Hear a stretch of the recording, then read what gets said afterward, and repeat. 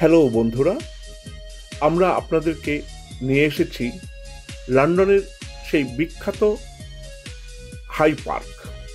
আমরা ঘুরে ঘুরে দেখাবো আপনাদেরকে হাই পার্কের সৌন্দর্য এবং প্রকৃতির সুন্দর এক অপূর্ব লীলা। এই অরণ্যে এরকম অনেক গাছ আছে যার বয়স 300-400 বছরের উপর।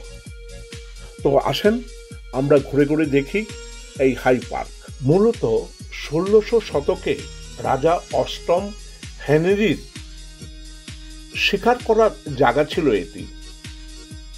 পরবর্তী সময় 1637 সালে রাজা প্রথম চার্লস এটি জনসাধারণের জন্য খুলে দেন। আসলে এখানে অনেক সুযোগ সুবিধা আছে যেটা আপনি উপভোগ করতে পারবেন।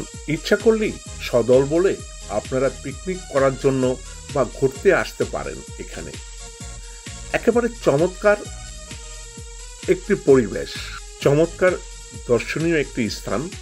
এখানে ঘুরে বেশ আনন্দ পাবেন। এই যে আমাদের সামনে শামসু ভাই এবং আমাদের মঞ্জু ভাই দাঁড়িয়ে আছে, এই গাছটি প্রায় 500 বছরের পুরানো। এটা একটা দেখতে দূর থেকে মনে হবে একটি ছাতি, কিন্তু এর ভিতরে বিশাল জায়গা নিয়ে বসে আছে। এখানে একটি ছাতির মতো, যেন একটি ঘর, একটি তাঁবু। যাই হোক, আমরা এরকম পুরানো অনেক গাছ আছে যা আপনাকে একেবারে মুগ্ধ করে দিবে। লোকে বলে ব্রিটিশ রাজত্বে যে যেখানে যতগুলো দেশ ছিল সব দেশ থেকে নাকি নানান জাতের নানান বর্ণের গাছ নিয়ে আসা হয়েছে এই হাই পার্কে। আপনি চাইলেই সমস্ত লেকটি ঘুরে ঘুরে দেখতে পারেন। সাপ্লিমেন্ট লেক আপনার উপভোগ করার জন্য আছে প্যাডেল চালিত বোটিং।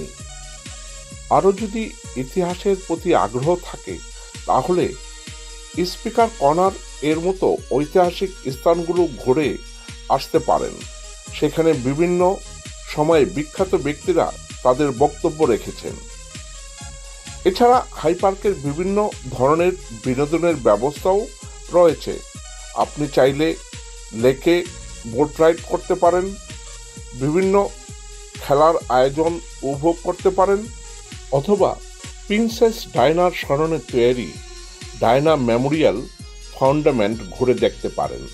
কনসার্ট এবং উৎসবের আয়োজন করা হয়। ওই সময় পার্কটি আরও জীবন্ত হয়ে ওঠে।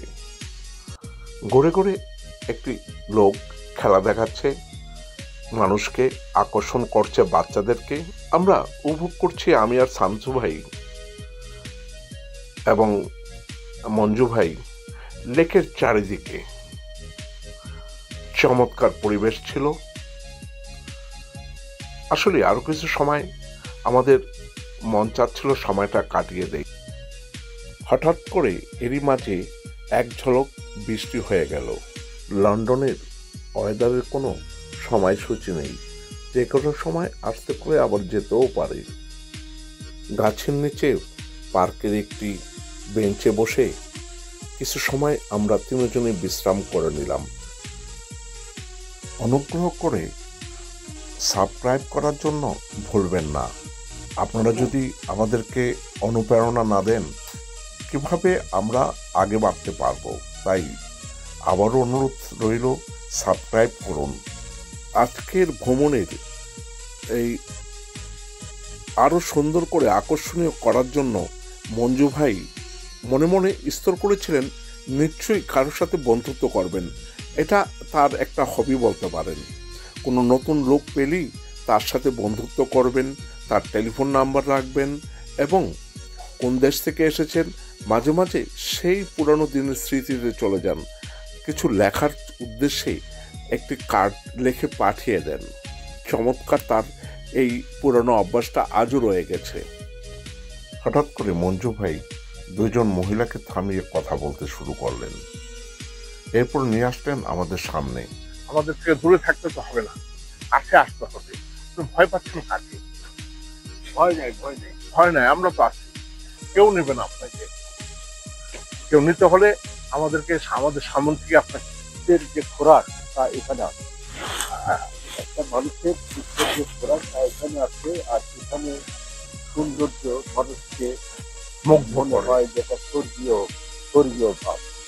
এখানকার সৌন্দর্য চারিদিকে ভুলে যাবেন না, অনুগ্রহ করে আমাদেরকে সাবস্ক্রাইব করুন।